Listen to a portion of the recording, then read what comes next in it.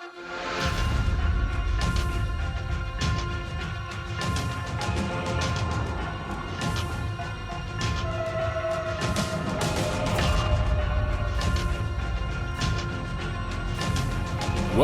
to the Killer Countdown. I am your host. I'm Casey Kelderman. And with me, as always, is Blake Ginithan. As he's put on his chapstick. I got chapstick. Sorry, I had to do it. Fuck it, start over. No, do it. Keep it in. Keep it in. Keep it in. All right, we'll keep it in. Whatever. We're doing this. This is Blake Ginithan. How you doing, Blake? I'm refreshed now. Thank you. Yeah. Are your lips good? You ready for the show? Good. They feel so good. It's like negative 25 degrees outside, so my lips are getting ripped apart. Gotta keep them moist. Yep. We just lost half our viewers that hate the word moist. I love saying that word. Derrick, you're with us today. Derrick, how do I say your last name? Veurink. But I'll accept any pronunciation as long as you make a good effort. So. Veurink? Yeah. Okay. It's a Dutch name. Perfect. Yeah, that's the best names. I love Dutch names. Derrick, how's it going? Good. Thank you for having me. Yeah. Absolutely. We're glad to have you because I'm nervous going up against Derrick. So Blake, why are you so nervous to go up? Because Derrick knows his stuff. Derrick does know his shit. Yeah. Yeah. And you articulate your opinions very well. I love reading your Facebook posts. This is going to be a tricky game for sure. And, I just wanted to make sure going into this, that I didn't want to go into this podcast, unprepared. And as we were talking about prior to recording, both Blake and myself have been avidly watching movies that qualify for today's topic. It's been almost like a race. Almost at the same time. Like, I remember Friday night I was watching The Witch, and you posted a picture, and I'm like, well, this is bizarre. It's creepier than any of these movies.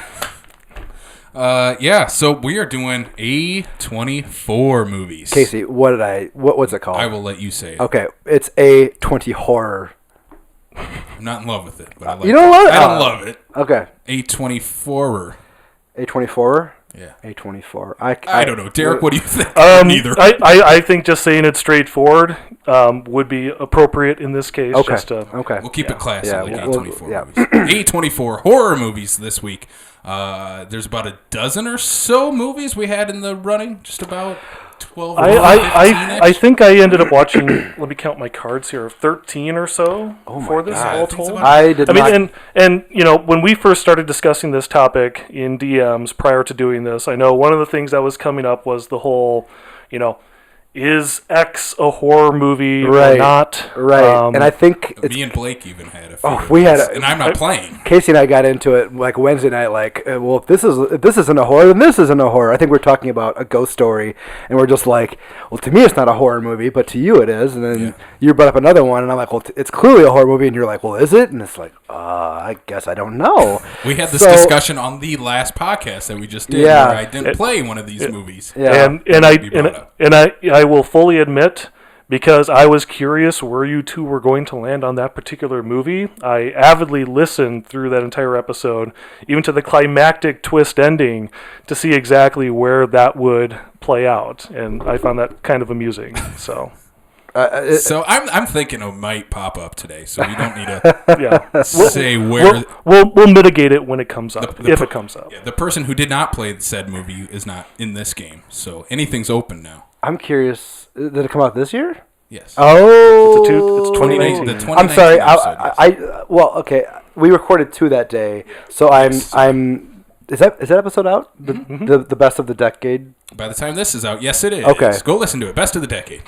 Okay, so we also recorded a best of the decade, and since A24 has kind of maybe not had a stranglehold on the decade, it's been very influential. We've had a couple. And so I got my episodes mixed up, but I'm good. Yeah. Yeah. So I'm nervous. This is gonna be fun. This is gonna be a lot of fun.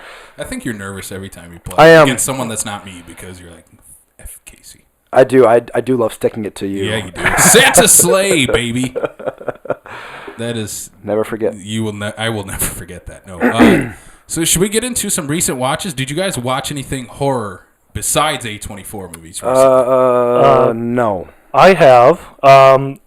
So first off, as you might be aware, well, this is a joke. I'll preface it, but I did see a horror movie yesterday. It's called Doolittle. truly terrifying. I love when you brought up the colonoscopy or something of the dragon. That is the climax of the movie. That is the climax of the movie. Because it's basically, we'll summarize this plot because obviously it's not horror, but... Is this the dragon or what? Yeah, so at the end of the movie, as shown prominently in the trailer, there is a dragon at the end of this movie, which is kind of like the final boss or whatever before Robert Downey Jr. gets what he needs to cure the Queen of England. And so the dragon is obviously feeling somewhat ill or whatnot, and ultimately Robert Downey Jr. figures out that the way to do this is to get in there and pull out various objects that the dragon has consumed, including, but not limited to, various military helmets, and finally a bagpipe. And the bagpipe sounds that result from that. That is basically the end of the movie. But I digress. In terms of actual horror, I have seen the first two big horror releases of the year. I've seen The Grudge, the new entry. You liked it, right? I'm hearing good things about this. I thought it was just okay. Yeah. I mean, I know it's kind of gotten a bit of a, train wreck reaction from the internet, with it getting like the dreaded F cinema score and things of that nature. Did Cats get an F? Did Doolittle get an F? Is that out yet? Doolittle got a B. A B. What? A B. Well, I mean, you have to keep in mind it's targeting a family audience, so families do love dragon farts.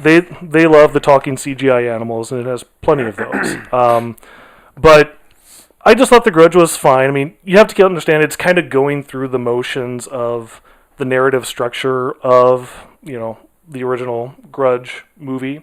And of course, it even quickly pays homage to that because it does have a direct tie-in to the 2004 Sarah Michelle Gellar version of The Grudge. Okay. As tenuous as it is. And it does have a well overqualified cast for this movie. Like John Cho and Betty Gilpin and the great Lin Shaye and William Sadler, some others that I'm forgetting in there. That actually is a pretty good cast. They at least elevate it a little bit. It can't truly overcome, the fact that it's just kind of going through the motions of, the curse kicking off, and leading to, its end or what have you. Mm-hmm. So, but, it's just a fine watch, but don't have high expectations for it. I don't. So I saw that, and then the other big new horror-ish release that's out right now is Underwater with Kristen Stewart and T.J. Miller. I want to see this so bad. Which is actually is a fairly entertaining movie in its own right. I know it had a little bit of a reputation because it's been delayed for 2 or 3 years because of the whole T.J. Miller scenario. Right. But it is actually very entertaining. It's very judiciously paced because from the moment Kristen Stewart appears on screen to the moment stuff starts going haywire and the underwater rig starts exploding, it's basically like 90 seconds. And end of the movie? Oh yeah.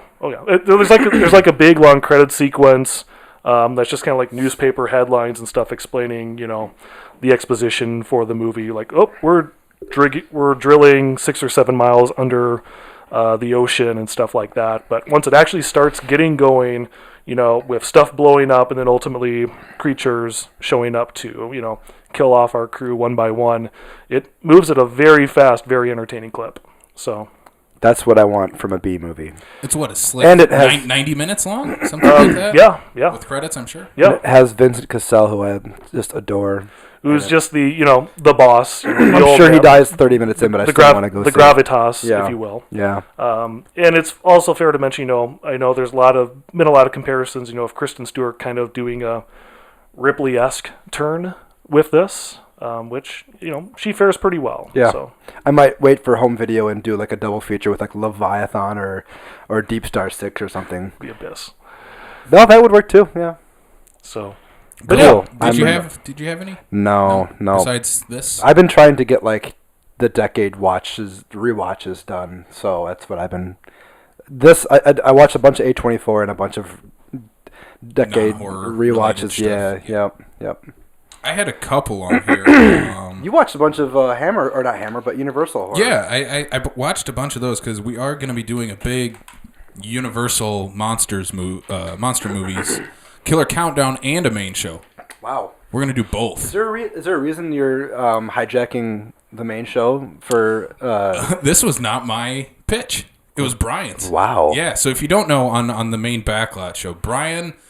Notoriously gives me a lot of crap for liking horror. Right. Which there's nothing wrong with liking horror, people. Or giving crap about it either. No, it's all in good fun. Because I'll give him crap about the Fast and the Furious movies every show. So. Yeah. But he pitched when we were talking, what are we doing for the next couple months? He said, well, Invisible Man's coming out. We should do Universal Monster movies. I'm like, well, yeah.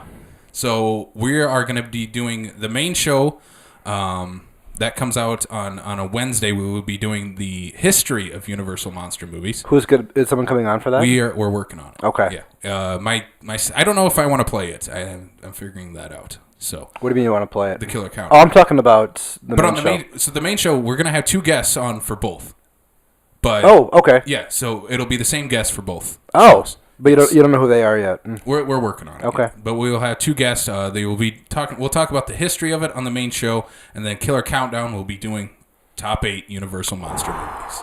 Isn't there like 37? There's a lot. There's a lot of like stuff that. There's not a lot of good. There's a lot of not so good ones. Right. Yeah, I've been trying to go through them myself because I've only seen a handful so far. So which ones have you watched? Just this past week, I kicked it off with The Wolfman. I hadn't seen this since I was a kid. Yeah. The Lon Chaney Jr. just classic movie, and I think it holds up really well. I mean, you're limited to the what year did that come out? Like 41? Something like that.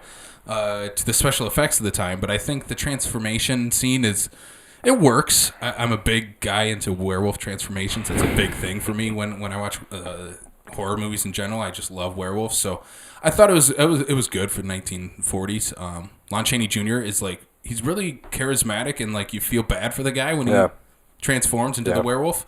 I think it's a really good classic Universal monster movie. Like what you're looking for. There's so much fog. I love it. There's so much fog. Like that's a big thing. Like more fog, the better in this type of movies.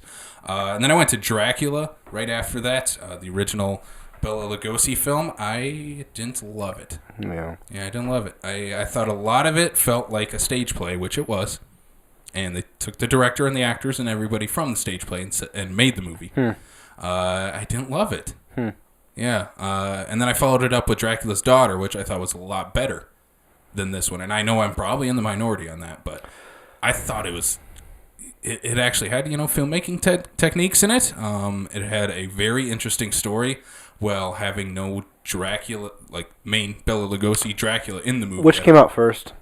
What? Dracula or Wolfman? Dracula. That was the first. Dracula was like 31, I believe. Yeah. Dracula and Frankenstein, 31, back to back. Yeah. That's what is considered the start of Universal Monsters right there. Yeah, I thought Dracula's Daughter was killer. I would watch that, rewatch that over and over. I thought it mythicized Dracula very well, and it made him out to be like just the devil in this world that they created. So, yeah, I watched those, and I'm going to continue with the Dracula series. Go back through the Frankenstein series. And do Creature of the Black Lagoon and all those movies. That is my favorite. My dad, we talked about this through text message the other day, but I love Creature from the Black Lagoon. It was one of my dad's favorite movies, and we watched it all the time. And it like that score with the images of the creature swimming underwater is like it's just that to me is the Universal monster movie. So, Derek, are you a fan of the Universal Monsters? I will admit I have not delved into that classic monster library as much as I should have. My start of that, ashamedly, starts at 99's The Mummy, as would for many of my generation. I know I've got them, on my shelf. I just actually have to get around to it. And with the upcoming, of course, Invisible Man, Incarnation, it might be a good excuse. So we'll see how that plays out. To tie in with this discussion, I did watch a movie on the Criterion Channel called The Spirit of the Beehive, which is a 1973 Spanish movie about a couple of young sisters who go to their town, brings in Frankenstein, and it affects them so much that they believe that it's a real beast. And I said this, through messaging and whatnot, but like this is a clear and obvious reference point for Pan's Labyrinth. So if you really enjoyed Pan's Labyrinth, I would highly recommend watching The Spirit of the Beehive, which is not a horror movie, but you'll watch it and you'll be like, oh yeah, I totally get that Del Toro was essentially remaking this movie, or taking elements from and I'm not saying he stole it. I'm not gonna do that, but the best artists do steal, right? But the idea of this young girl who's kind of living in a small town during the Spanish Civil War, and it involves a lot of ideas about fascism and the likes, and I highly recommend watching it. It has some horror filmmaking qualities to it that to this day are better than most that I've experienced. So yeah, I had two more new watches on here. Terror Train from 1980. I have seen it, but not in a long time. I didn't like it. Yeah. It's just there was something missing about it. I love a Jamie Lee Curtis slasher movie, of course, but I love the concept that the killer is switching costumes throughout the movie. That's cool. I thought that was. I'm surprised that hasn't been done. Yeah. Like stolen. Or even doing slasher on a train. I think that's a perfect setting to put a slasher movie. Yeah. Because the best slashers, you put them in a self-contained area. Camp Crystal Lake or Stage Elm Street Fright. or Stage Fright is all in one area. Halloween is all in one neighborhood. Do more on a train. I would love to see more movies, slasher movies on a train. Yeah, you can tell who's this killer. It's supposed to be a whodunit, Right. Within the first 5 minutes, that guy's the killer. Throughout the movie. Yeah. I didn't love it, but it has some good kills and it has a very cool setting. I remember being kind of bored with it. I said in my review on Letterboxd, it's 20 minutes too long. Yeah. It is 20 minutes. But yeah, and then I watched Girl on the Third Floor, which came out last year. I picked that up on Vudu when they were having their big horror sale on there. CM Punk is the main actor in the movie, professional wrestler, my favorite of all time. So immediately when I heard about him being in a horror movie, I'm like, yeah, man. It got really good reviews, too. It got good reviews. I thought it was pretty good. The writing was a little lackluster. There's not a whole lot of character. In a horror movie? No. But I would say, this is this is the one sentence summary I have it. It's suburban Evil Dead. That does not convince me to watch it. No. It's a lot of goopy, gory. I do like horror. goop. Yeah, There's a lot. The house is goopy. Is the camera movement very kinetic and free flowing? Not free flowing, but just everywhere. No. Okay. Not that. Not that Evil Dead. Not no. that way of Evil Dead. Could have used that. It's kind of hard to replicate that style. Yeah, without blatantly ripping off the Raimi style. Right. Yeah. Punk is good in the movie. He's a douchebag, so I mean that's maybe not far from who he is in real life. I don't know. I don't know about him. So, but I thought he was good. He should stick around. He looks like a young Ash Williams. So if they ever want to throw it in flashback, let's do it. Yeah. So, Girl on the Third Floor. I thought it was a fun watch. Just came out on Redbox and VOD. Cool. So yeah. That was recent watches. Yeah, man. But let's get into this since I know most of your guys' recent watches are A24 movies. So let's do this. Let's break it down. You want me to do the rules since I'm playing? I'm playing, yeah. So, yeah. All right. I'll do the rules. What we are doing here, we're going to be doing a top 8 countdown of the best A24 movies, I guess, of all time. Or A24 horror movies. A24 horror movies. This is a horror podcast. Up until the year of right now, what was the last one that came out? Probably The Lighthouse. 29. Yeah, at least the last one that would qualify, yes. The Lighthouse in Fabric was also... Oh, I forgot to write that one. What's the new one coming out? Saint Maud. That one looks good. Yeah. That looks good. I'm hearing a lot of this is the new... Oh, what were they calling it? Was it Hereditary? Which I guess maybe isn't a big stretch, but that looks the trailer. It does look good. I agree. I had the trailer in front of Uncut Gems, and I was like, "Ooh, this could be something really interesting." And I feel like they aren't showing like a certain section of the movie. A24 is really good with trailers. Yeah. They have I don't know whoever they go through. That's a good company. Well, they probably have strict rules of where of what they can show. But whoever puts them together does have a certain flair for getting the atmosphere. Yes, the feeling. And not giving away anything. Right, right. But yeah, we're doing the top 8 countdown of the top 8 A24 movies, and we were going to be doing this killer countdown style. That means each player will have 4 picks. We will pick out the numbers 8 through 5 out of this fancy little top hat here. Whoever has the number 8 will go first, 7, 6, 5. And then we will redraw with the numbers 4 through 1 in the same hat and do those plays as well. Throughout the game, though, both players will have a stab. That means if they do not like the movie on the list or think it should be higher, they can lay down said stab, and that movie will be out of that spot, but not out of the game. Is that it? I think I got all the rules. That's pretty much it, That's pretty much it. So, yes, let's get into this. We'll let Derek draw one, and then Blake, and then let's mix this up a little bit. Yeah, please. We don't want a repeat of the last game. Of Santa's sleigh on the Christmas episode, and we don't need that. I will stand by that. Where is it? Oh. Couldn't have gone very far. Oh, perfect. Should be in there. Perfect. All right, so whoever has the number 8, if you want to slide your card over to me, and I will read it off in dramatic fashion. All right. So, Derek, you threw that at me, right? Yep. Okay, so Derek has the number 8 pick in this countdown. All right. All right, so at number 8 in the A24 horror movie countdown, Derek has selected It Comes at Night. Yep, I thought I would just burn this one off at the beginning because I know I've got some mixed feelings on this one, and I think, Blake, you might as well. So just to summarize, so this is from Trey Edward Schultz. This is his second movie after Krisha. He most recently did the family drama Waves, also for A24. The premise is, so there's an epidemic ravishing the population. When we open on this movie, the grandfather of a family, the father played by Joel Edgerton, the mother, Carmine Yogo, and the son, Kelvin Harrison Jr.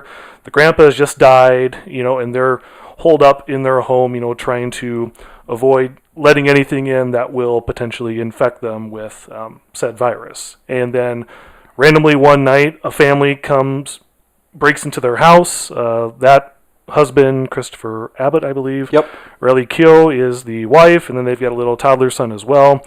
They break into the house looking for supplies. After some, discussion and especially on Edgerton's part, reluctance, they decide to welcome the family in. But there's still, even despite as they live together, in the aftermath of this event, there's still very clearly some paranoia in play. Who can be trusted and whatnot. Is this going to be a decision we ultimately regret? And without saying much more than that, things ultimately start collapsing around them in very quick fashion. Mm-hmm. So, I was kind of mixed on this when this first came out in theaters a few years ago. A part of me thought, it's very clearly trying to stretch things out in terms of the tension department. There's some, nightmarish material here that works just fine. But a part of me couldn't help but think, as I was watching this, is this kind of like a Twilight Zone episode premise that's kind of getting stretched out to feature length, as it were, which kind of kills the momentum a little bit, when you would expect a little bit more feverish, reactionary stuff going on here, I guess. So that's where I was a little bit torn. I warmed up a little bit more to it on this watch. I really like what Edgerton's doing here. I think he's playing the conflicted nature of his character very well. He's very pragmatic. Exactly.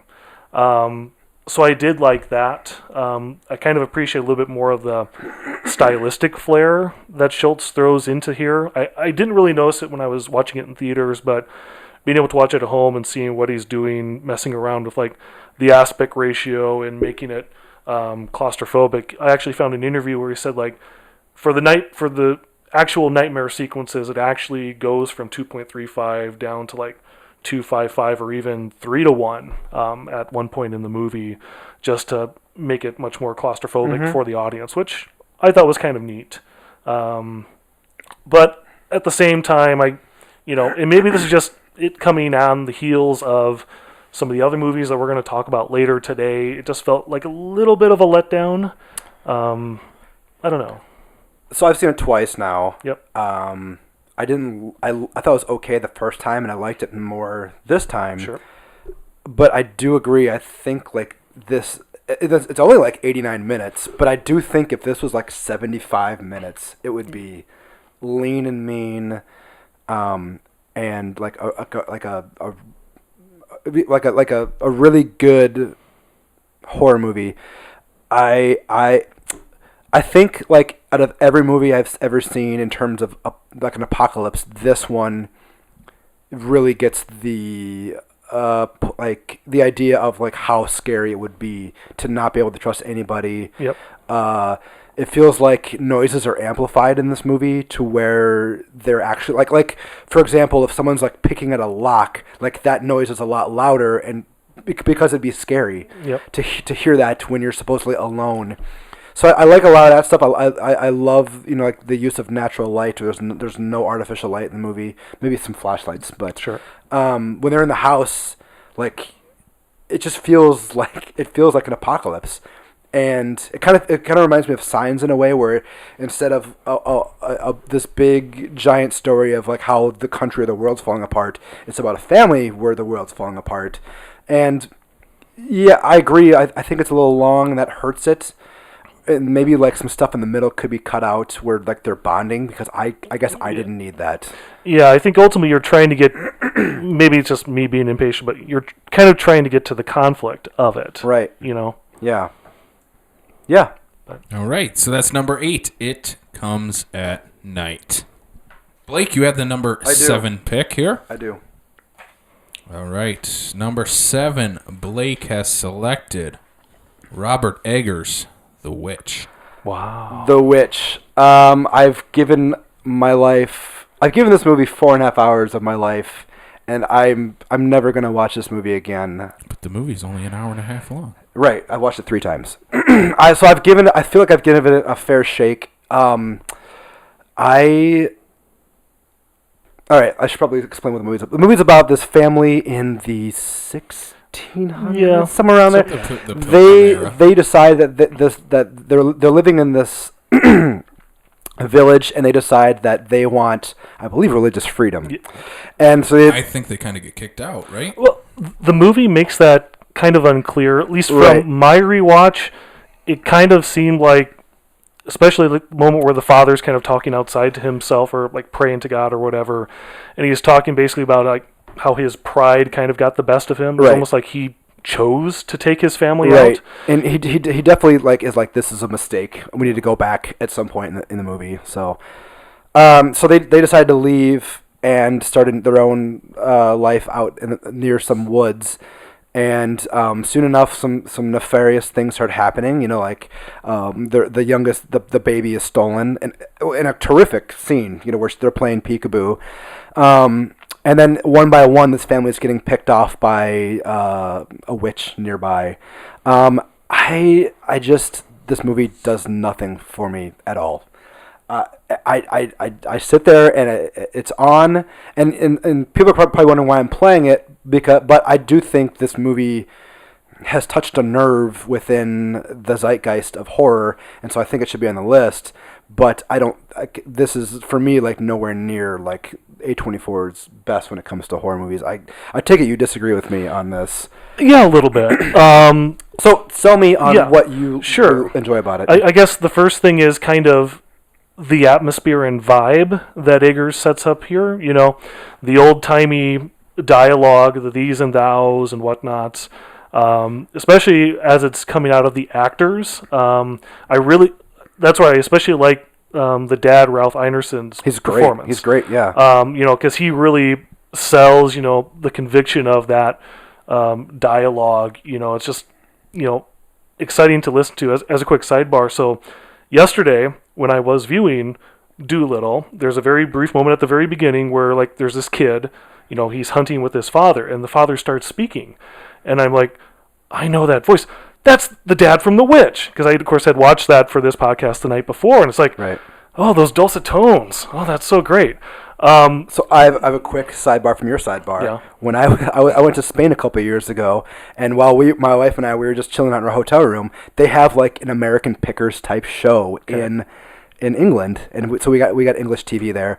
He does the narration for an American Pickers type story. Because the same thing with you, I'm like, this voice, and I'm like, there's no way it's the guy from The Witch, and sure enough, I went to IMDb and he does the narration for this entire show. Yeah. So anyway, I really like, the voice work there, the commitment to, creating, or transporting us, I guess, to, this earlier period, I think works quite well wonders.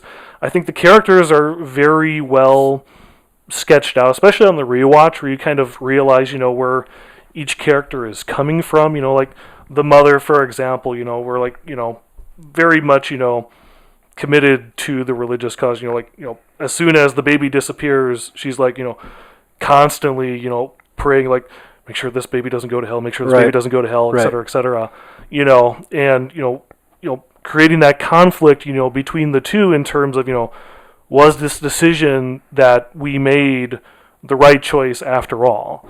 And then, of course, you have Anya Taylor-Joy here, as the eldest daughter, who's, selling a lot, the way her face just communicates, these conflicted emotions. I think this is probably the first major thing I probably saw her in, before she went on to like Split and Glass and all that stuff. Yeah. But she fares very well here too. And of course, we were talking a little bit, in the It Comes at Night portion here about, paranoia, and that seeps through here significantly into this as well, when you start thinking like, well, is she a witch or not, or what's going on, or what's up with the goat, or, all those things that just kind of blur the lines, like, what's really going on here? Is it just, being isolated from everybody that's, setting them off kilter at this point, or is there truly menace afoot? And I think that really helped, build up, that tension and ratchet it through, especially when things start getting truly crazy in the third act, and you really have this family, truly torn apart, where they ultimately just don't trust each other at this point. And when you get to the point of like boarding up the kids in the shed because it's like, well, we can't take the risk, which is insane and crazy, but I think it charts a fairly emotionally logical path toward that point, or at least I bought off of pretty strongly as well. So I can see where you can come from in terms of, is it far-fetched? Perhaps. I think for me, as far as how they react, or at least biting off on, what ultimately is revealed. No, I don't have a problem with that. I have a problem with... my problem stems from, like, this movie is, like, so atmospheric. Or maybe I should say at least trying to be, and it does not grab a hold of me. It doesn't work for me. And I just kept checking, like, the time. How much is left? I'm not taken by the spell of this movie. I'm just not. Okay. Well, taken by the spell. Yeah. Well, you've explained your cause. I mean, I'm not going to stab this. I will save this. I will save my stab for later in case I really need to get vicious. I do admire the craft in the film. I admire the performances and the dedication, like you said, to the old timey speak, which I like. I had to turn the subtitles on for this movie because it's just like. That's not the first time I've heard that. I just, I'm like, I want to make sure I understand, because sometimes they're very passionate and they're talking very fast, and it's like, I need to make sure I'm grasping what's happening. And, but ultimately, the movie ends, and it's like, all right, like, what am I watching next? And I'll never crap on, like, a movie that is very well made and is trying, but this just doesn't work for me. So okay. Yeah. All right. Should we move on? Number 6. Oh, that's me. I get to Blake go again. Also has number 6. This is where it gets interesting because I really haven't planned from here on out. So I'm assuming if you had the 8 or the 7, you were going to play the witch there. Well, yeah, I did. Well, I can put that one there. Ooh. All right, I'm going to do this. All right. Number 6, Blake has selected Green Room. All right. I have seen this 4 or 5 times. This is almost like a yearly watch for me now. And I do admire a lot of the stuff that's happening in this movie. It's about a punk rock band from Washington, D.C., who they're currently touring like the Pacific Northwest. Pacific Northwest. And one of their gigs like gets canceled and they have no money to get back. So this guy's like, hey, I can get you the secret gig at this place out in the middle of nowhere. You'll make really good money. The only problem is like it's alt-right psychopaths. I mean, they're pretty much white supremacists. And they're like, okay. And so while they're there, they're packing up their things to leave, and they walk in on a girl who has just been stabbed. And they in their attempts to leave, they are sequestered back into the room, and by happenstance, they don't have a phone, no way out. There's no other windows or doors, and it basically becomes like this cat and mouse game of like, how can they get out by not being killed while the white supremacists are figuring out how to frame them for the murder that was committed. This kind of plays off like Assault on Precinct 13 type movie in a way. It kind of flips that whole thing on its head. But what I love about this movie is that it is unbelievably violent, and you don't see that in a lot of movies. Jeremy Saulnier, who has made 4 movies now, 3 of them are incredibly violent movies, and I sort of admire that because he has some sort of fascination with it where it's not exploitative, but he shows you the the outcome of violent acts, and I wonder if he's making a statement on violence, or if he loves it to the point where he just loves showing it. I don't know exactly. Michael Haneke did something similar in what's that movie he did that he remade? He remade himself. Funny Games. Funny Games. Yep. But I watched this yesterday, and it kind of like went down a little bit in my valuation with it. But I first saw this movie. I'm going to brag a little bit here. I first saw this movie at the Toronto Film Festival in 2015. Patrick Stewart was in attendance. Jimmy Saulnier was there. It was really cool. Like there's a part. I don't want to say too much. There's a part where someone gets shot in the face with a shotgun out of nowhere. The audience erupted and applauded at this part. So I have fond memories of that. This is just a great cat and mouse game where there's no punches pulled in terms of like who dies. You never know who's going to survive, and it all feels very authentic. There isn't a part where you're like, there's no way that could happen. Like motivations are clear, and people do things based off of not plot, but based off of like what someone would probably do in real life. And yeah, it's just low because it sunk a little bit with me in this last viewing, but I think it's a very strong entry into not only Jimmy Saulnier's filmography, but also A24's. Yeah, I mean it's a movie that escalates very logically, which Right. again, Right. which kind of help doesn't let you be distracted as much by the violence. It just folds out, the way you'd almost want it to be played on, especially when the movie is cutting back to Patrick Stewart, and his minions, as it were, as Patrick Stewart takes a very logical approach to it. Well, you got to do this, and you got to do this, and you got to do this. He's never, he's very sufficiently evil in this movie, and of course, it's It's almost like he's done this before. Or his character, anyways. Yeah, I mean, not only that, but just never there would almost be that tendency, especially for a Shakespearean actor of his stature, to ham it up, as it were, but the fact that he downplays it makes it that much more chilling. So that goes very well. And of course, our actual heroes in the movie, Anton Yelchin, this movie which ultimately got released like just weeks before his death. Was it that? Yeah, Okay. it came out in like May, and he died on like Father's Day of that year, if I believe correctly. He becomes a very, rootable hero, as it was. Imogen Poots, Alia Shawkat from Arrested Development, they're all, very strong, in terms of, their emotions and reactions in terms of what's going on, and of course, it is a very, a movie that makes you very uncomfortable with the gore as soon as you see, like, oh, a box cutter, oh boy, that ain't going to be good, or when the dogs are set loose. Right, right. It goes to places, but, I thought it, to be very, roller coaster thrilling, as a result. So. You like this movie a lot? Oh, yeah. Oh, yeah. I mean, enough to make it higher? I would say so, because there's some freaky elements. If you play into the gore side of horror, I guess there's some very nasty. I'm thinking of like when Anton Yelchin's hand gets all cut up and stuff like that. It's like, oh boy, oh boy. Yeah.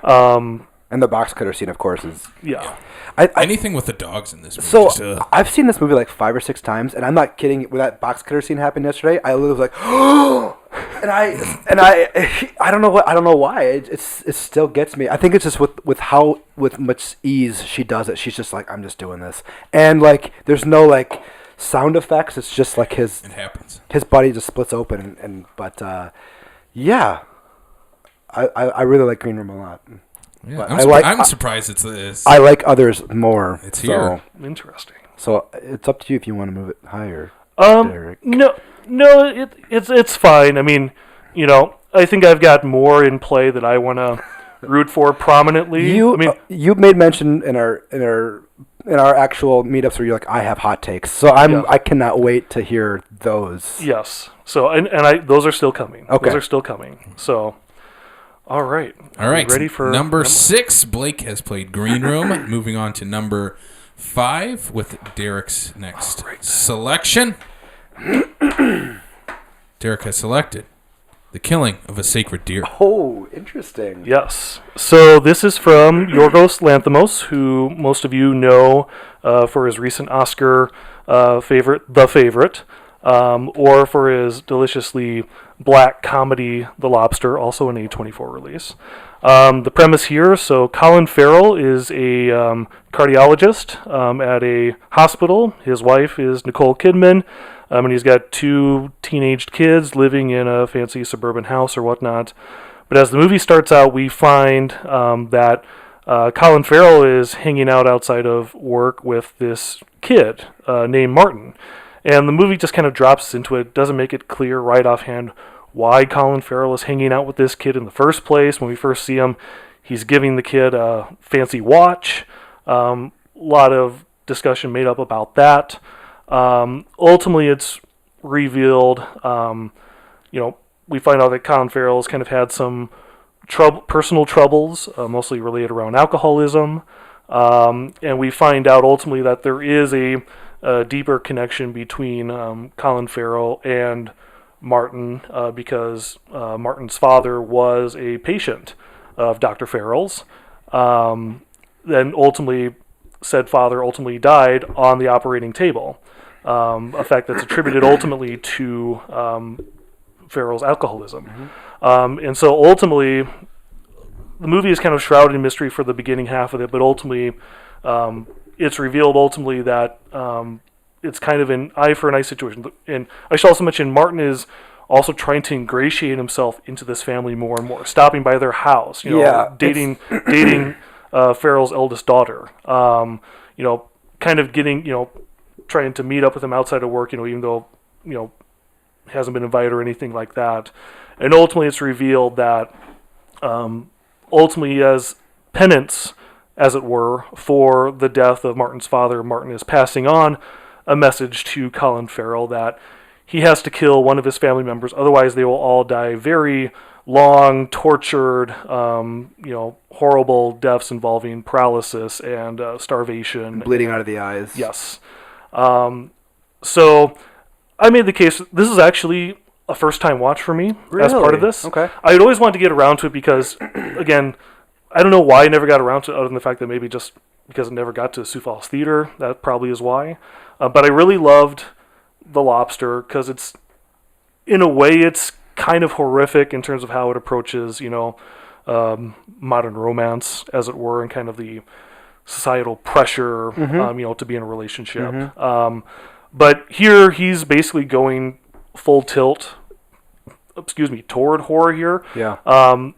And I also very much appreciate how just off-kilter this movie is, because, it's set, in a very typical world, but the way he's photographing it, the way, his camera has these surreal shots, down the hallways of this hospital, or the very intentionally stilted dialogue that Colin Farrell gives, where he's like, part of him doesn't really have a filter, but also it's very, over-formalized in an unsettling way. So it really kind of set out that uncomfortable vibe so that when the turn happens, it feels of a piece with that. And especially when the crazy things start happening, you've got the weird sights of, Colin Farrell's children, like scrunging around on the floor because they're paralyzed at this point, to try and make things happen. It just becomes very, very off-kilter, and I think it just builds very, very well to this, insane choice that Colin Farrell has to make, and the actual scene in which he does it is just very wild, almost comedic in a way, but also very But it makes sense too, though. Exactly. I mean, you understand why he's doing what he's doing in that moment, because it's very much conveyed. It's difficult. Yeah. But horrible things are happening, and it's only going to get worse. So. Yeah. So I found a lot to admire in this. I watched it yesterday, I believe. This is my second time seeing it. I enjoyed it less this time, but I still really like it a lot. There's a lot to admire about what's happening. There's this whole idea of Colin Farrell. Basically, he's God in terms of saving lives and whatnot. And then this kid comes in and he's just like, well, I'm gonna be the devil, and I'm gonna tell you that you're gonna have to kill one of your family members to. And he's a very unnerving presence in the movie. The look on his face, somewhat antisocial behavior, that he exhibits. It's very. He makes you uncomfortable from the get-go. Which he's so good in the movie. Barry Keoghan. He's an Irish actor. He's very, very good. He steals every scene he's in.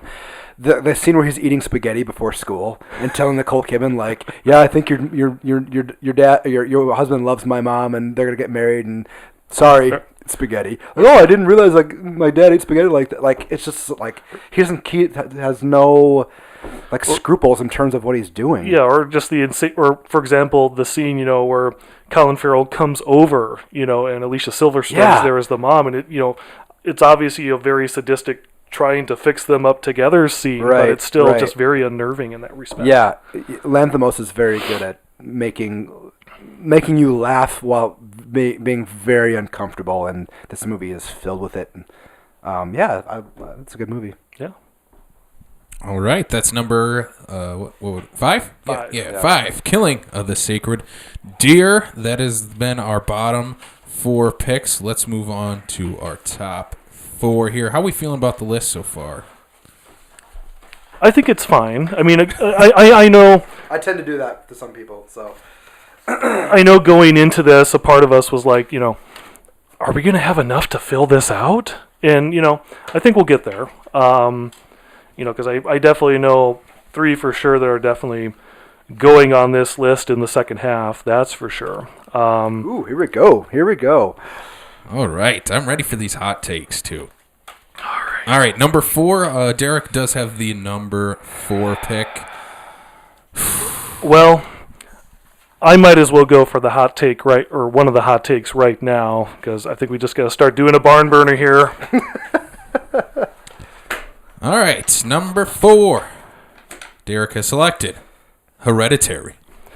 Yeah, so this is the debut feature film of Ari Aster.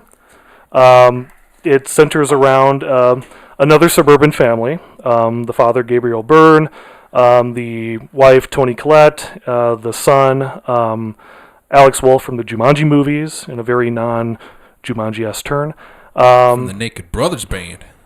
I was not I was beyond Nickelodeon at that point, so that's beyond my reference. And I forget the name of the daughter or the actress who plays Charlie. I don't know. Millie or something like that. I will look it up. Anyway, suburban family. Toni Collette is an artist who makes these little miniature settings. She's got an exhibit coming up here a number of months down the road. As the movie opens, they're heading toward the grandmother's funeral. Toni Collette kind of reveals both first in the eulogy and then in a grief support group, kind of the tenuous relationship she had with her mother, like the mental issues that she had, kind of the conflicts, how Toni Collette basically kind of tried to shield her mother from having contact with her son from when they were born, but makes it a fair point to note that she had no issues letting her mother interact with her daughter Charlie, who, by the way, is a eccentric child, to put it lightly, so as to go forth. The son, the Alex Wolff character, he's kind of a very aloof character, He's a teenager, yeah. Yeah, the one who's, apt to go get high rather than, have any major responsibilities. And so the movie initially builds to a point where there is another tragedy in the family, a very tense build to a very graphic moment, one that, you either love it or you don't, we'll say that. And then ultimately, Toni Collette, gets involved with some more, in order to cope with these recent deaths in her family. One of her grief support members, played by Ann Dowd, starts involving her in seances to talk to the dead, which actually work. And so then the second half of the movie basically gets into, Toni Collette further embracing, these supernatural aspects with horrifying results. So to get into, I guess, my hot take, I'll preface this by saying the first half of this movie, the first hour, is just incredibly solid. I mean, enough has been said about, Toni Collette's performance. She's obviously swinging for the fences here. When I first saw this movie, I really hated... I don't know if I was just hating Alex Wolff's performance because I subliminally just hated his character, which was the actual intent. Mm-hmm. With like that doofy look on his face. But then I remember at the midpoint when Toni Collette just goes off on the kitchen table and starts talking about Alex Wolff, that face on your face monologue, all that stuff. I realized, it's actually part of the design of this movie. So I'm like, okay, great. And at that point, the tension, the build to the horrific event, is absolutely, tremendous, well-paced, expertly executed. And not just that, but also just the aftermath and the grief. I somewhat kid that, it must be a requirement for any lead actress in an Ari Aster movie to cry her guts out for 20 minutes straight as part of your qualifications for starring in one of his movies at this point. But also just, the way the grief is handled at that point. And of course, a very gruesome insert shot that, at least when I saw the movie, visibly, audibly made audiences groan. It's that well done.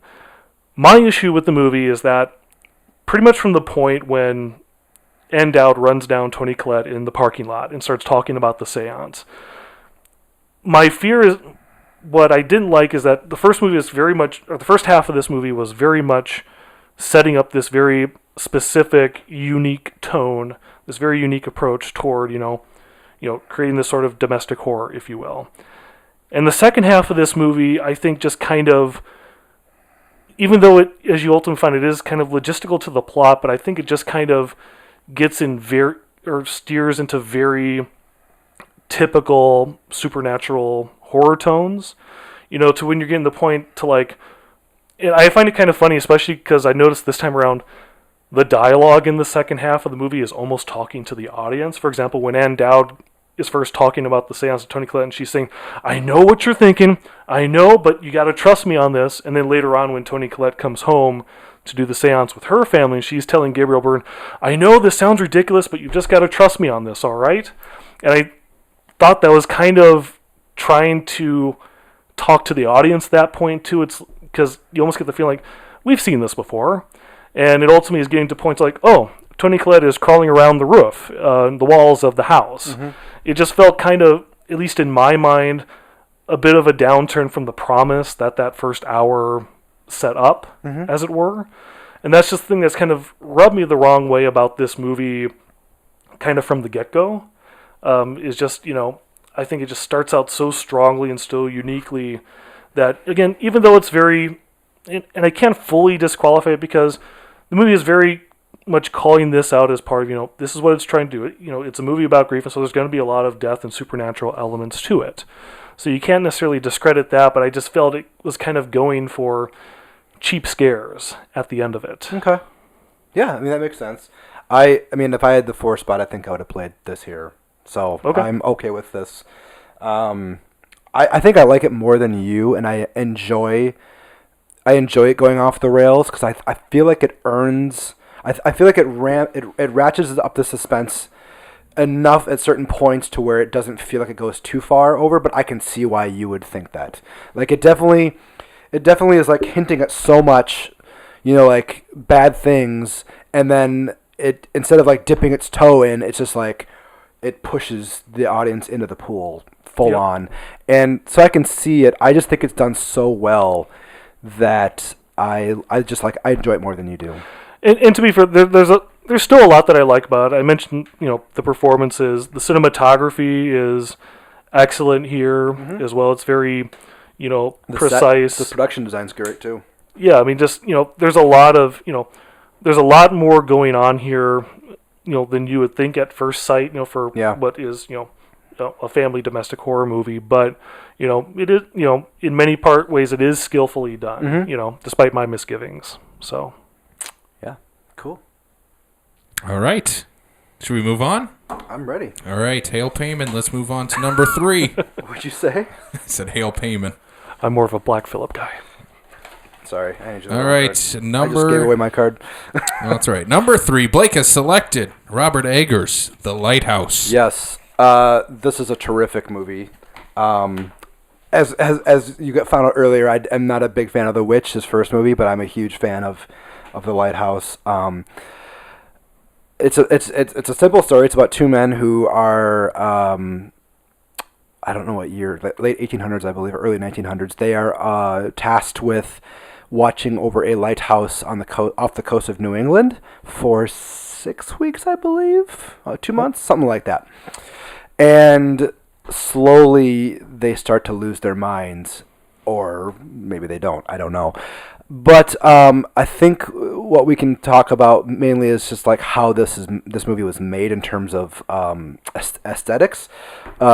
It's shot in 1:3. It is actually 1.19 to 1, right? Which is an authentic aspect ratio from the 1920s. The silent film era, yeah. And it's in black and white, gorgeous black and white. Which Oscar nominated. I was just gonna say, which thankfully it was nominated for an Academy Award because it's very well done. The sound design is incredible in this. These 2 guys have like this really interesting relationship where like you can tell they kind of like just either like they don't get along too well, or they either just met. But Willem Dafoe has these great moments where like he just starts farting all the time. And Pattinson is also great in it. I love just how surreal some of the sequences are done, and I honestly don't think they'd work if it was in color and widescreen. I think what he has achieved is he's showing you these things, or maybe like not showing you these things in a certain way, and that's why they're so effective. There's scenes where Robert Pattinson goes up to the lighthouse at like 2 or 3 in the morning and discovers Willem Dafoe doing God knows what, and these scenes are so expertly filmed, and I think it comes down to it being in full screen mode. There's a mermaid in this. I don't know if it's real or not. There are sequences that I feel like would make H.P. Lovecraft very happy, with tentacles doing disgusting things to people. It's a movie about two guys who absolutely lose their minds, which, I mean, if we're kind of seeing a little bit of a theme here with Eggers' movies. But I was so impressed with how this movie turned out that I was going to push this as high as possible. Yeah, and I knew you would do that. I figured a part of me would give you this as your comeuppance for not being able to discuss this on the Best of 2019 episode. Now, I was kind of aggrieved, wasn't I? My bad. So I know, at least I've only seen this the once, because again, it just came out on Blu-ray, and so that's where I've just taken this in like a week and a half ago or so. Okay. And at least on my first viewing, So you like The Witch more than this? Oh, yeah, absolutely. Certainly, it shows that Eggers' craft has grown, in terms of, what I was talking about in terms of like the transportative quality of The Witch. That's only compounded here with what he's doing in The Lighthouse. I guess where my caveat was, and this is kind of where I fall into Casey's line of thinking in terms of, is this horror? Is on the spectrum, I guess, on one end you've kind of got like weird and strange goings on here, and on the other end you've got like unnerving and disturbing. And a part of me just kind of felt like what The Lighthouse is kind of accomplishing here is kind of stuck on that, earlier end of the spectrum. It never really, at least, again, this is just going off one viewing, It hasn't really transcended yet into it really being horrifying for me. Maybe it will do that in time, because I know it's certainly a movie that needs to be at least rewatched, right? To be understood. But that was, I guess, was my biggest hang up on it. But at the same time, Eggers is doing a lot of the exact same stuff that he's doing here in The Witch, which is why I was at least kind of surprised, why you're so dichotomic between the two movies, as it were. I think it's just because what he's doing in The Lighthouse just works for me. Like there's some kind of grasp or this grip that this movie had on me that The Witch just never had with me. Because I guess the other thing too that I think of, is unlike The Witch, this is a very much more comedic movie. Sure. I mean, it's not below a fart joke. I mean, there's lots of farting going on here. Again, in the A24 scope of things, it's no Swiss Army Man, but certainly the farting is prominent. And in fact, I was watching the making of documentary after I saw the movie, and Eggers basically summed it up as the fact that I got to make this period piece about two farting lighthouse keepers is truly a privilege. And so I think that might have been what kind of distracted me too, is like, I don't know, I don't necessarily want to say there's like a wink to the camera or anything like that, but the fact that there is a much more decided, comedic component to it. And let's not discount the fact, there are plenty of horror comedies out there. I mean, I love, like American Werewolf in London is kind of the epitome of that. And so The Lighthouse is doing a lot of that. It's not a dominant component of what this movie is trying to do, but it's, enough to kind of, not necessarily get you into, the horror headspace, as it were. But that's just me. Yeah. All right. Are you going to leave it here, though? I'm going to leave it here mainly because we don't have many movies left. And if we put one of these other movies on there that high, it probably wouldn't do that great, or at least make for a very weird list. So I'm going to keep it there. All right. So staying at number 3 here is The Lighthouse. All right. Moving on to number 2. Derek has the number 2. Blake with the number 1. And this is where it's going to get tricky here. I'm going to admit, because, I know there's one that we've got in play here yet that, is certainly going to be in these two, but at the same time, do you know if I'm going to play it or not? Well, we'll see. So you have two movies that you think should be at the top. Well, I'm trying to figure out what I want to do here from strategery perspective. Okay. Because my other thought here is, in terms of thinking like, is this truly a number 2 movie given what we have? Because I might just have to make a big swing here and throw some things up here, even if they may be really stretching the definition of. Yes, And to be fair, I mean, you do have a stab, so if you wanted to shout this down as not necessarily qualifying. No, well, we'll see. The two that I have remaining skirt horror maybe more than The Lighthouse. Sure. So okay, all right. You swing and we'll see what happens. All right, I'm gonna swing. All right. All right, number 2 here. Derrick has selected Under the Skin. All right. So this was also a first-time watch for me. I was kind of surprised. Can I just stab this right now? Okay. Because I'm going to play at number 1. Okay. Oh, all right. So Blake has stabbed Under the Skin, and we will figure out where that will lie later. But what's your hold up? No. That's fine. That's fine. I mean, we have to. It's happened. I just don't want Derrick to go this whole big thing, and then I do it again. Can I stab a stab though? No. Oh, all right. Why would you want to stab a stab? Because you actually want it here. Oh, you want a number 1, don't you? Yes, I do. You know what? I'm willing to give you that. Go ahead and play this here. I want to hear what I think I know what your number 1 is, but I want to hear what it is. I'm okay with this because I didn't think you liked this as much as I did. No, So I'm happy with it being a number 2. So you have retracted your stab. I'm gonna reverse my stab. Oh wow. Okay, so staying at number 2 then I guess is Under the Skin.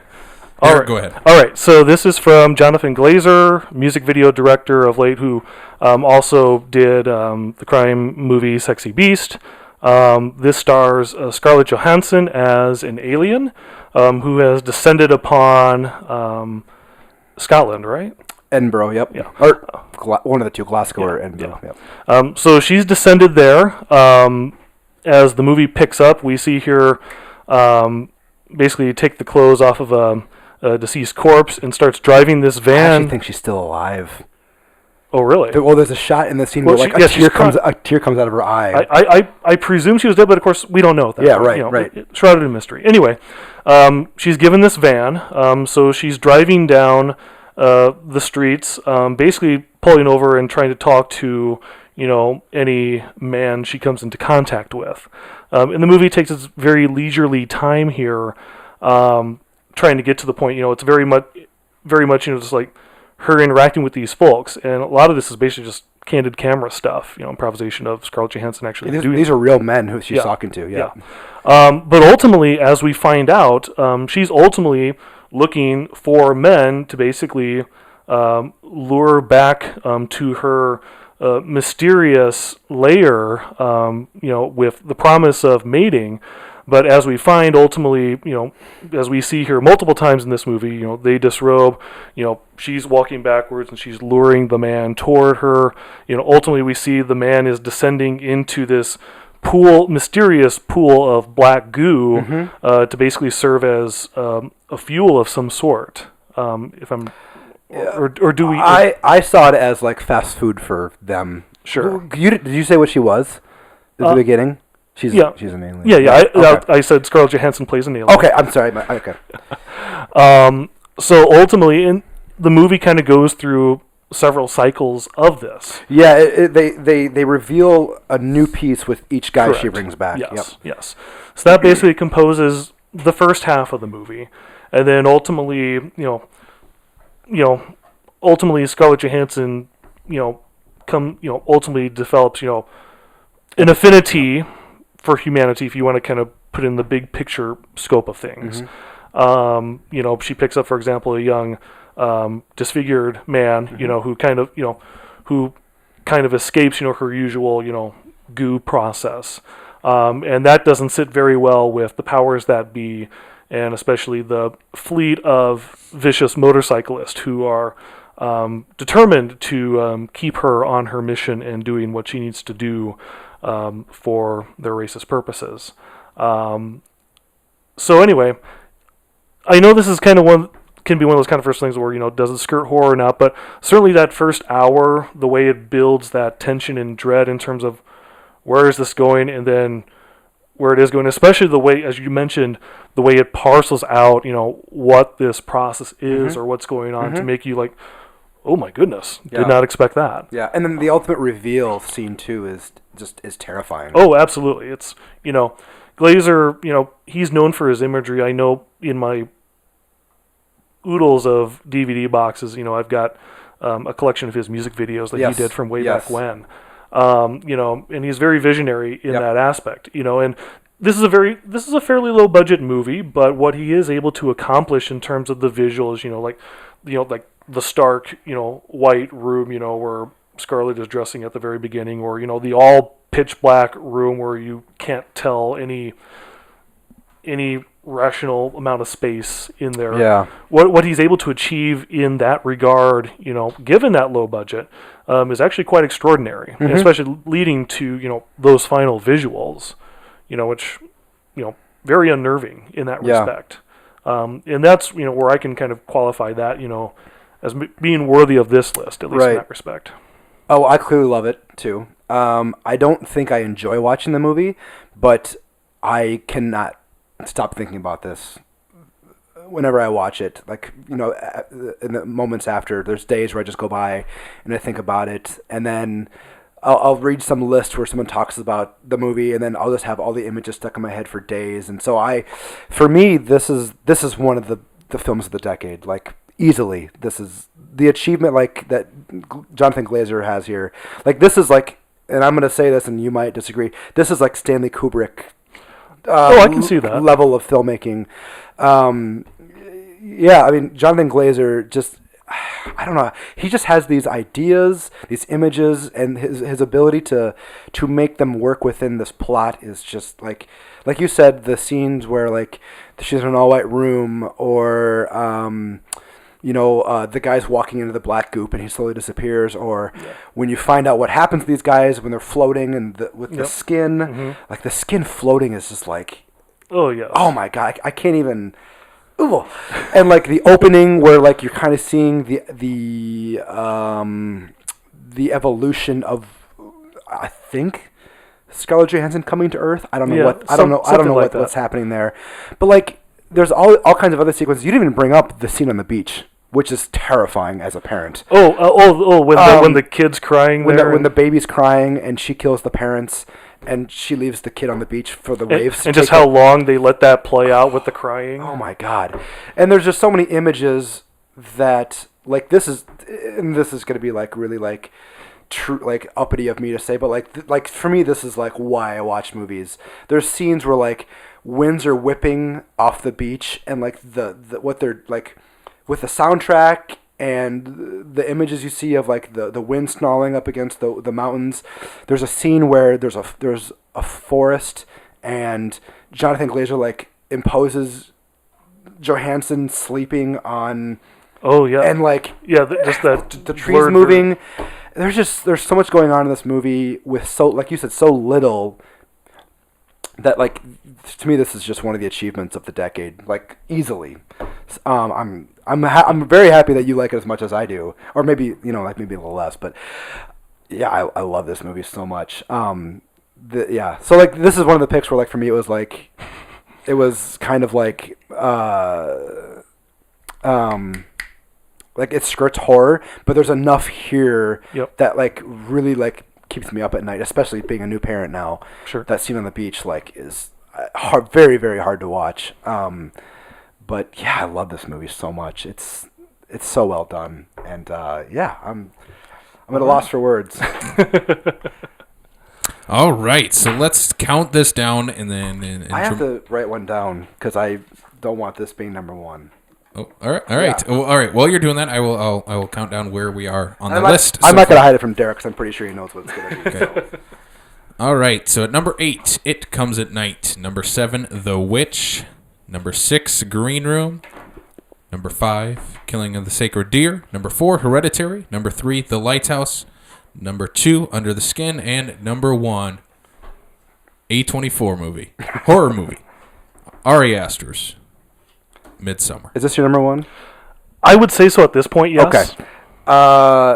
Yeah, this is, like, I'm going to say something, and people are probably going to be like, well, what about this? What about this? Like, there isn't a movie out there like this that I've seen. I know people are going to point to, like, The Wicker Man, but, like, even The Wicker Man isn't this, like, unique and singular. So basically, in true Women Crying Forever, Ari Aster fashion, Florence Pugh plays this woman who loses her family in a horrific accident. I don't know if it's an accident. It's definitely on purpose, but like to her, it's a tragic thing. This is like for people who are like, oh, I loved Hereditary. These opening scenes are basically the only thing in the film that hark back to that type of. It's basically the first half of the movie accelerated into 10 minutes. Right, and so. What she doesn't know is that her boyfriend is trying to break up with her at the same time and falls into the like, well, I can't really break up with her now because this happened. And then so that whole thing gets stretched into a few months. And it turns out that one of their friends is from Norway, Sweden. Yes. And is going back for Midsummer and asks her to come along. They don't think she's going to say yes. She does. And they go back to this. Is cult the right word? I wouldn't say necessarily. Communal village. Maybe. There you go. Okay, thank you. Yeah, so it's a communal. It's a village out in the middle of nowhere. It's during midsummer, so there's no or very little darkness or nighttime. But this one also, I would say, skirts horror, but still has some very strong roots in the ideas of what scares us. And basically, while they're there, things start to happen that don't make sense to these outsiders, but make sense to the people in the town, and that's where you're going to find a lot of the horror stuff. One by one, these guys are slowly kind of picked off in a way for rituals or whatnot, or for actually kind of like snooping around too much at certain points.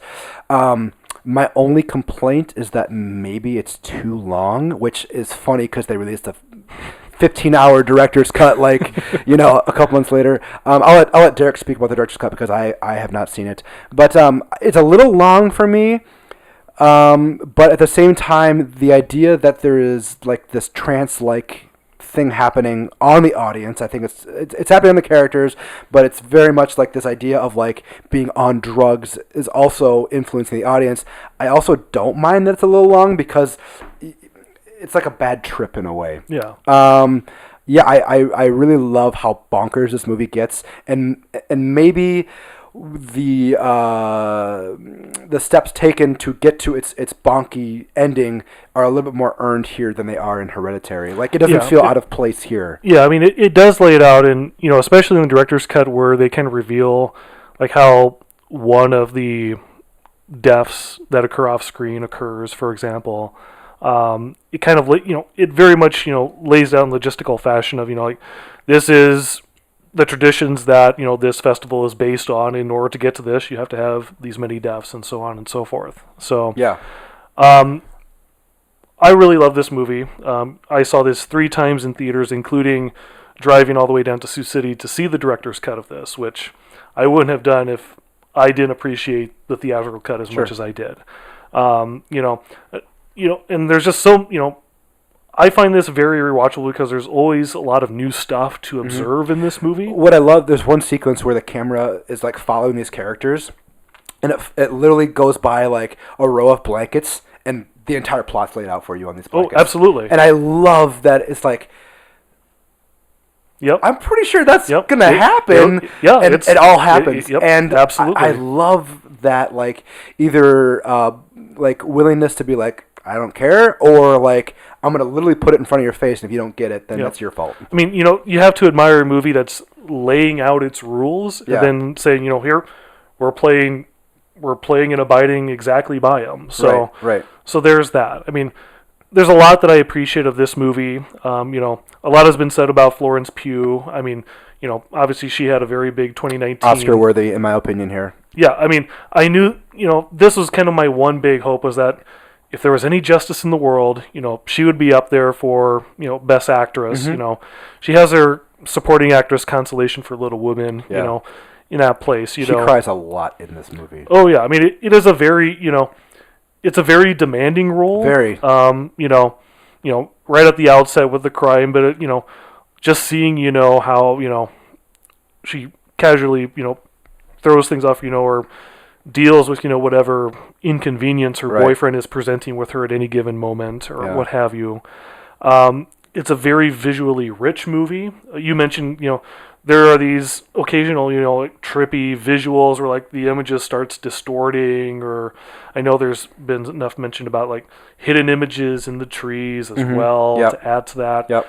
But also it's just a very beautiful movie. Yeah. And, especially what I especially like in rewatches is the way the outdoor scenes are constructed and staged, where there's always just, if you look in any corner of the frame, there's always some interesting background activity going on, if like, it just makes things very fascinating to see just how richly developed this world is. Yeah. It's not claustrophobic or cheap, it is a very expansive vision, and I think that just really helps commit to this overall tone. Yeah.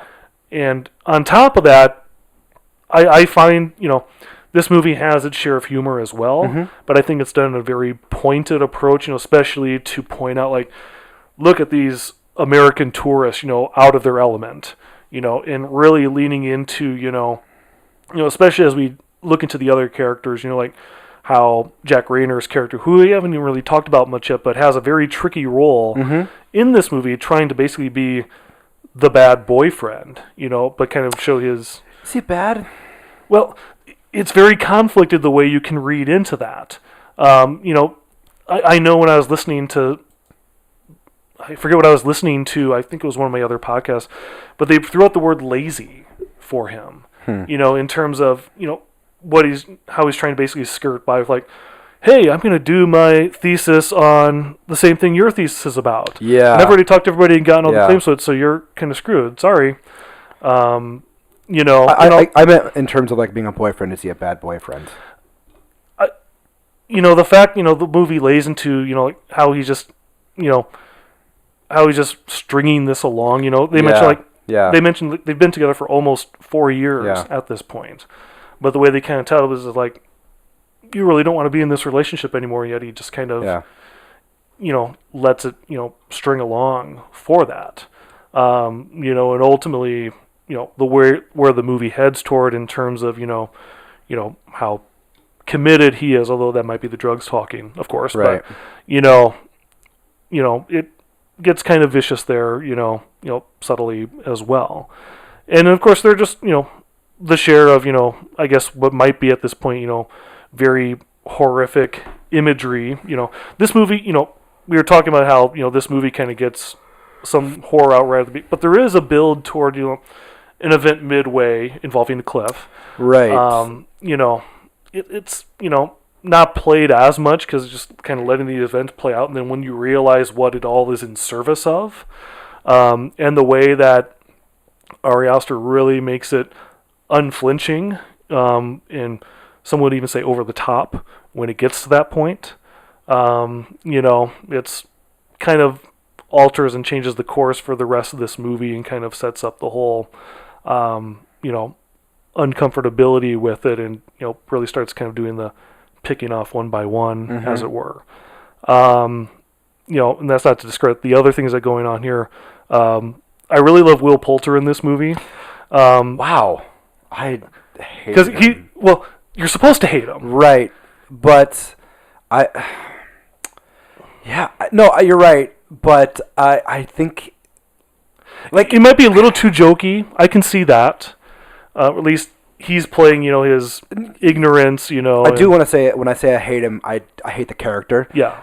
I wonder if he leaned way too hard into that, because like he's literally doing the exact same scene until his demise. Yeah, and of course, it is an act very much in step with his character that ultimately seals his fate. Right, you have a point there. Yeah.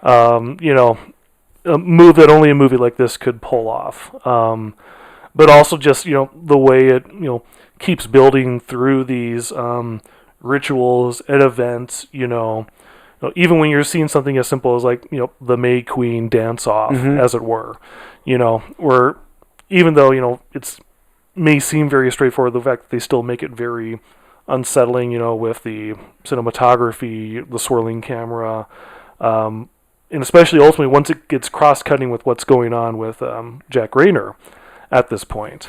It's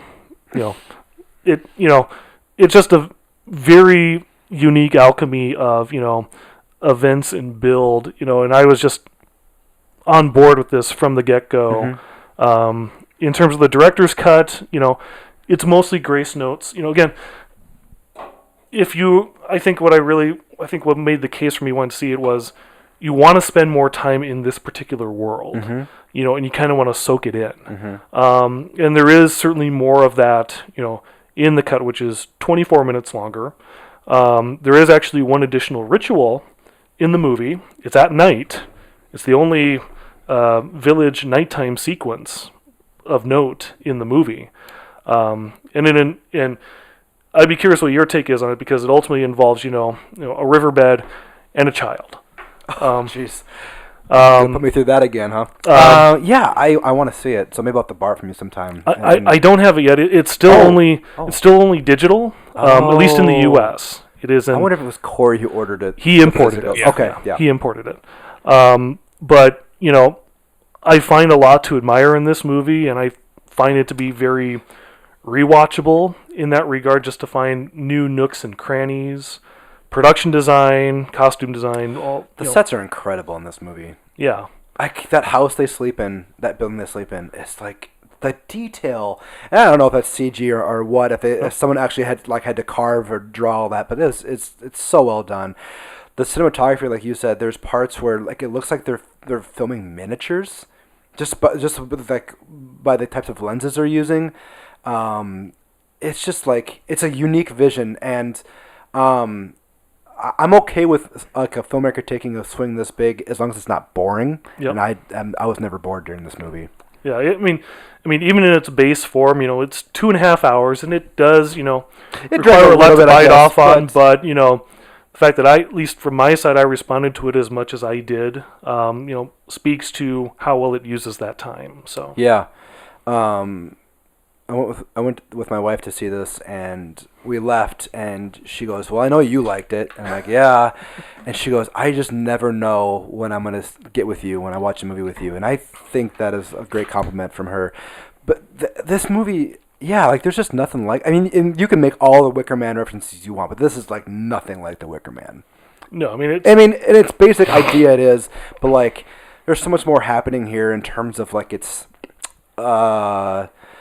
style, and like you almost feel like you're high yourself watching this, and you're almost like, I remember just like watching stuff in the scenes, and I'm like, am I actually watching this in a theater right now? Like there's just stuff in here like involving a bear. I'm not gonna say what because I know you haven't seen it yet. Involving Jack Rayner's character. Interacting with a local. Yeah, there you go. That's a good way of putting it. Yeah,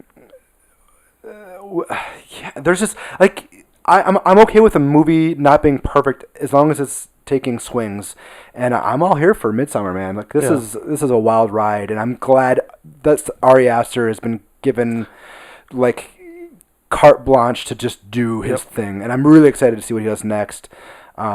Because of Hereditary and more because of Midsummer. Yeah. So. Yeah. All right.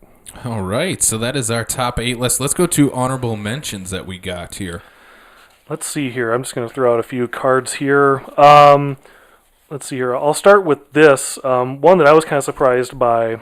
Again, this first time watch for me was. I want to discuss this with you. Okay. Oh, well, it's the Blackcoat's daughter. Yes. From Oz Perkins, whose new movie Hansel and Gretel, or Gretel and Hansel, comes out in a couple weeks. I found this very fascinating. It's long story short, it's about two girls at a boarding school. One played by Lucy Boynton of Bohemian Rhapsody and Sing Street. The other played by Kiernan Shipka, a.k.a. Sally Draper on Mad Men. They're two boarding school students. It's winter break. They're the only two left at the school at this point. Kiernan Shipka is a meek girl who, as far as we know, her parents just haven't come to pick her up yet. Lucy Boynton is the bad girl of sorts, as it were, the one who's intentionally told her parents not to come yet because she basically wants to be with her boyfriend, and who might be pregnant as a result.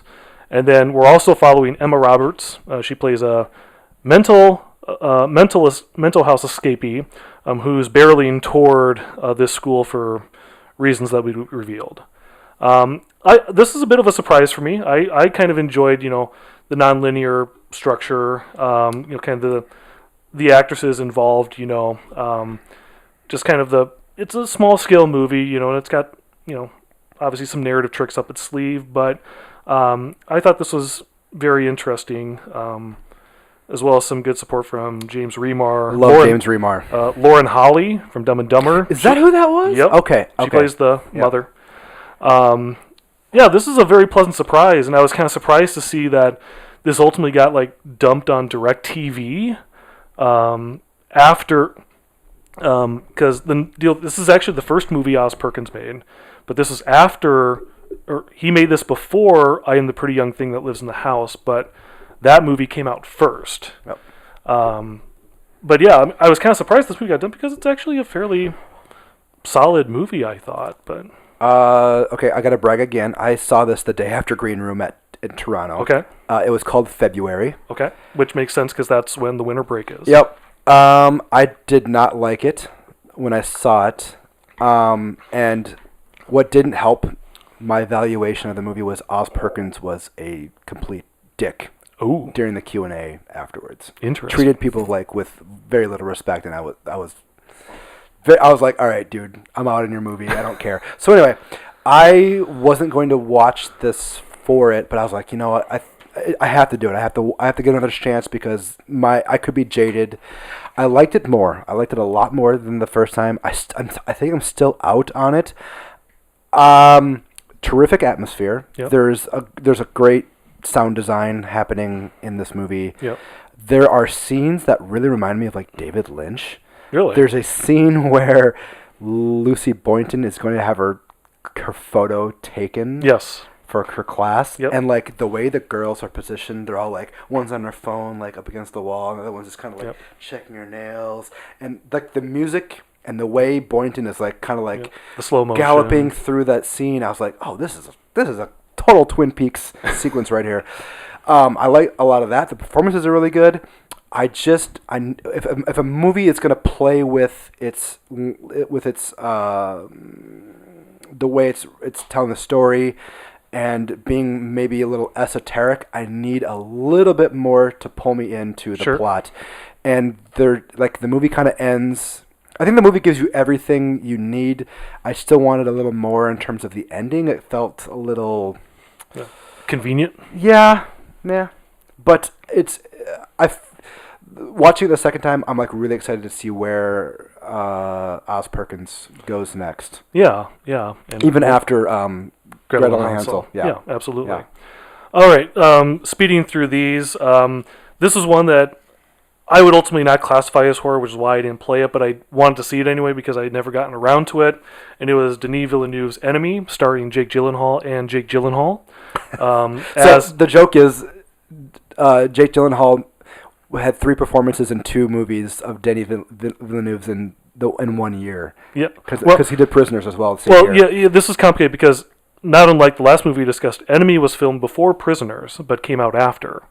And so... yeah, I mean, it's, I would not necessarily classify this one as a horror. I mean, the long story short is Gyllenhaal plays a bored college professor who finds out that he has, that there is a actor out there who's basically his doppelganger, and they try to connect, and stuff happens. Yeah. I would not say that this is a horror movie. I think it's a movie that's on the cusp of turning into horror at any minute. Yeah. And ultimately, I feel like it puts you in certain like cliches. This is the movie. I feel like it puts you in certain cliched like scenes that could go into horror, and he's always like he just takes that step back before it happens. Yeah, I mean, I will say though, there is at the very end there is a moment that you could not see coming. Nope. And that's all I'm going to say about that. Yeah, yeah. That scene still got me, even though I knew it was coming the second time. Yeah, I watched this past week, and I enjoyed it a lot more than the first time. I really enjoyed this movie a lot, and I dare to say, I'm not a fan of Prisoners. I don't know how you feel about it. I really love Prisoners. Okay, I need to rewatch it. I'm definitely in the minority of the Prisoners not liking it, but this like really grew in my like decade. But he's had such a strong decade. Oh, absolutely. I mean, Prisoners. I loved it. I actually saw it twice in theaters in 24 hours. That's how, that was the first thing I'd seen of his. I hadn't seen Incendies or anything like that. But have you seen it? I have not. Oh my god! See, you need to watch Incendies. It's all right. That's all I'm gonna say. But just seeing Prisoners, like, this is the announcement of a talent. And then of course Sicario comes up after that. Which is very strong. Like a Hollywood breakout type thing. And then Arrival, and then Blade Runner 2049. You know, it's been an incredibly impressive career. I think he's got a big challenge ahead with him with Dune, but if there's anybody in Hollywood that can crack that nut, it's him. I think so. We have a group message, and no one responded, but I did say I think we're in safe hands with Villeneuve and Dune. Yeah, watch Incendies, please. I want to hear your thoughts on it, because it is brutal. So all right, we'll just keep going here. I know this has been discussed on a previous episode of The Mothership, but I did put Tusk on my list of cards, just because, in case it came up. I do admire what Kevin Smith did with this movie. Granted, it's predominantly a comedy, especially once you know the origins of how this movie came about, but the way it kind of commits to its horrific elements, especially on this rewatch, it kind of impressed me a little bit.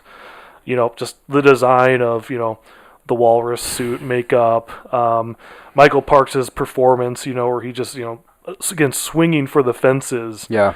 Trying to, and even Justin Long, who's a bit limited, but, I think he finds his footing in the second half, conveying the torture of his particular situation.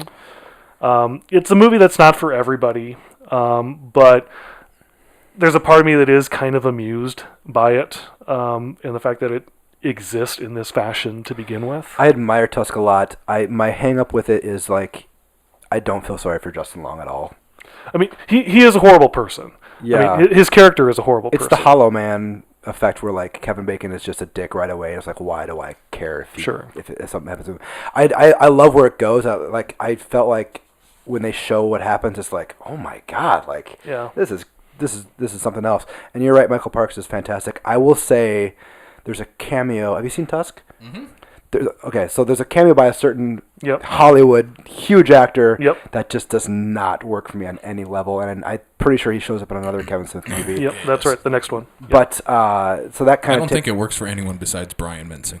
and that's totally fine. It's just like I'm at the point with this actor where like I feel like he only does stuff with makeup on, and then I can't do him anymore. Yeah, I mean, a part of you would make you think like, if Kevin Smith was actually willing to take this, in a much more straightforward, serious direction, even though, especially if you listen to like the end credits where they kind of have the podcast where they're basically laying out the third act and they're just laughing the whole time, and you kind of realize, that, as serious as this movie takes itself, it's also very much in on the joke.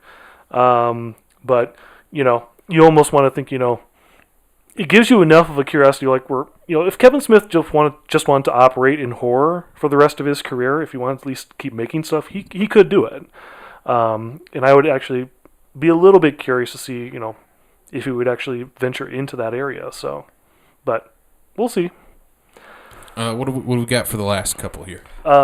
We have again, this is another technically horror-esque movie, but since everybody in this room saw it this weekend, I figured we'd throw out Life After Beth, which is a rom-com in which one of the couplets, played by Aubrey Plaza, is a zombie who dies in a snake bite hiking accident, mysteriously comes back, but ultimately kind of like devolves into, typical zombie behavior with it. It's playing with horror tropes. It's not a full-blown horror comedy. It's pretty much just a comedy.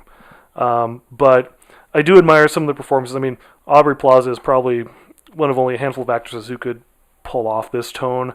I really like John C. Reilly, in true dopey dad fashion, kind of selling the, playing it entirely straight but dopey within the ridiculousness of this situation. I almost half expect him to say, until the plot turns, I almost expect him to say, yeah, we just went out and just dug up our daughter and brought her back to life, no biggie. It's, again, another movie not for everybody, but, it amused me in fits and spurts, and I think your Letterboxd comment about the penchant for smooth jazz music.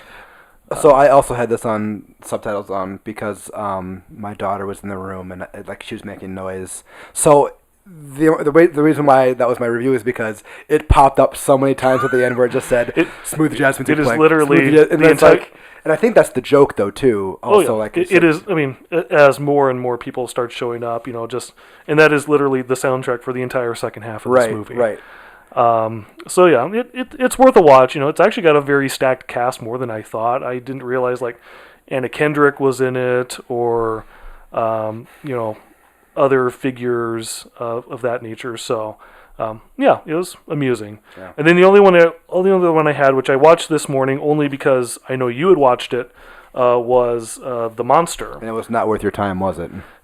It was draggy. It clearly, it's kind of the Twilight Zone thing again, where it clearly has, a very basic plot and is just trying to stretch it to the hour and a half, especially just loading in the flashbacks.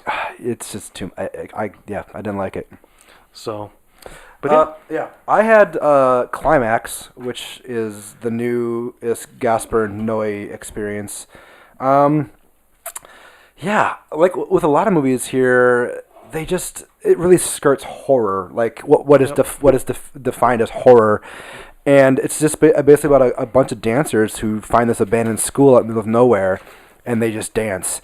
And then someone spikes the juice and with acid, and if you've seen any Gaspar Noé movies, he's gonna just go wild with camera movement, sound design, and it does. But he doesn't do the indulgent Gaspar Noé I'm gonna go inside of a vagina with my camera. It doesn't do anything crazy like that, but it's a fun movie. It's a very, very fun movie. The opening credits don't appear till 45 minutes into the movie.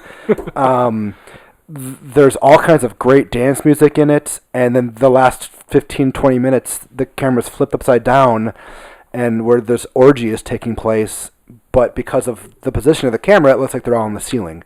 And it's just a really blast, and honestly, if you're looking to dip your toes into Gaspar Noé's filmography, this is the perfect place to do it, and then work your way backwards because it does not get any better. Better as in what you can handle seeing in a movie than this. So I got stuck with this under skin in the 2 spot, and I'm like, well, I'm not playing this at number 1. So that's I was trying to figure out does he have both of the movies that I'm thinking of? And ultimately, you figured it out. So right. Well, I knew you loved Midsommar, and so I was like, okay, we got to number 4, and I'm like, okay, he's saving Midsommar for the top. And ultimately, I could gush about Under the Skin all day. And one thing I forgot about that, Mika Levy's score is unbelievable in that movie. It's probably my favorite thing that she's done. But so I was okay taking my veto back and let you have Midsommar number 1 because we both love it, and I am okay with Under the Skin because Under the Skin is, I'd say, less of a horror than Midsommar is. Oh, absolutely. So even though there's some horrific things that happen in it. So all right. All right, let's count it down one more time. Number 8, It Comes at Night. Number 7, The Witch. Number 6, Green Room. Number 5, Killing of the Sacred Deer. Number 4, Hereditary. Number 3, The Lighthouse. Number 2, Under the Skin. And number 1, A24 horror movie, Midsommar. A very eclectic list, which I think represents their output very well. Yes. Yeah, maybe we disagree on the positioning. Yeah, obviously, for a brand, they've certainly cultivated this reputation very quickly. Yep. And that can't be discredited. I mean, if anything, it almost sets a bit of a high bar for them going forward when movies like Saint Maud and whatnot, and certainly, the next Robert Eggers or Ari Aster movie will certainly come up under this window as well. Mm-hmm. It's going to be very interesting to see where it goes, and to have more crazy things like this grace theater screens nationwide. Mm-hmm. So. Yeah, I mean, I think people can talk about like, oh, they're uppity, like art house horror, but like, who else is going to put up the money for stuff like this? And I really enjoy going into these and just like really having no idea what I'm about to experience. Exactly. So. All right, so should we wrap this thing up? Yeah. Let's wrap it up. All right, so this has been the Killer Countdown. You can find us and Backlot 605 on Facebook, Twitter, and Instagram. Let us know on those social media channels what you would have as your top 8 A24 movies. Let us know what's your favorites out of their collection of horror films. With that being said, you can check out this podcast on Apple Podcasts, Spotify, Stitcher, Google Play, and YouTube. And then let's plug where they can find you guys online. Blake? I have an Instagram account dedicated to movie reviews now. I used to do it on my personal one, but I think reviewing like something from the Criterion Channel intermixed with baby pictures wasn't like the best way to go about things. So I created my own Instagram account, Midwest Cinephile. On Instagram, I review every single movie I watch, which means I have a lot to catch up with this past week because I've only done like 2 reviews and I've watched about 10 to 12 movies. Otherwise, I'm on Facebook. You can find me there. I might accept your request. I don't know. All right, Derek? Yeah, you can find me on Letterboxd. Just search for my name as you'll find it in the description for this episode. And just search for that. I, again, am very thorough in my documentation of what I saw. I know I already put some blurbs of like the movies I talked about, well, not the A24 things, but like my thoughts on The Grudge, Underwater, and Doolittle, and all those other horror movies that are there. And other than that, I'll certainly be at, if you want to plug right away. Is this going to be dropping before the next meetup? No. Okay. But come to our South meetups Dakota because meetups. Yeah. We have meetups every month. Once a month every month. The last Wednesdays of the month. We have it. If you're in the group, we usually generally plug it in there. But I think we're going back to Full Circle, yes, for this one. So Full Circle Book Co-op. We're there every last Wednesday of the month here in Sioux Falls, South Dakota. Yeah. So, you can check out us there. Casey, yes, sir. Do you have a Instagram account now, right? I do have a new Instagram account. I completely stole it from you. Well, you didn't steal it from me. You created your own. Well, I did create my own, but in the same vein of, I have personal stuff on my personal Instagram, and then I want to have a movie one. But mine is a straight-up horror movie. No, that's cool. Yeah. You have a lot of stuff that you can talk about. Yeah, I'm usually watching at least one horror movie a week. Anyway, I try to, but it's hard. Yeah. Casey, the horror guy. That's it. It's simply what it is. It's a picture of me with a Michael Myers mask on. So pretty easy to find. Just like Blake, I'm reviewing every horror movie that I watch. But yeah.